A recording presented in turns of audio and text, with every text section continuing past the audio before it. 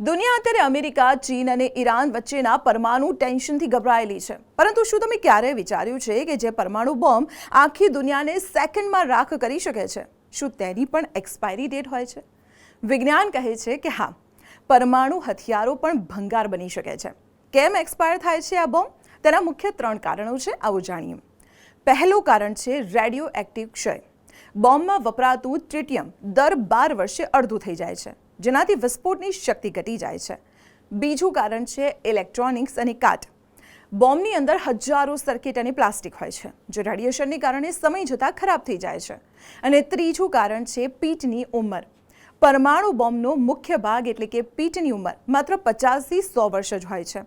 એટલા માટે દેશો દર વર્ષે અબજો ડોલર ખર્ચે છે આ હથિયારોને રિપેર કરવા માટે. જો મેન્ટેનન્સ ન થાય તો આ બોમ્બ કાં તો ફૂટે જ નહીં અથવા તો રાખ્યા હોય ત્યાં જ દુર્ઘટના સર્જી શકે છે. દક્ષિણ આફ્રિકા દુનિયાનો એકમાત્ર દેશ છે જેણે પોતાના પરમાણુ હથિયારો સામે ચાલીને નાશ કર્યા હતા. જ્યારે આજે રશિયા, અમેરિકા અને ચીન ફરીથી પરમાણુ પરીક્ષણો તરફ વળી રહ્યા છે, ત્યારે સવાલ એ થાય છે કે શું આપણે વિનાશની નવી એક્સપાયરી ડેટ સેટ કરી રહ્યા છીએ? માનવતાની સુરક્ષા હથિયારો વધારવામાં નથી, પરંતુ તેના નાશમાં છે. તમને શું લાગે છે, શું દુનિયા પરમાણુ મુક્ત બની શકશે?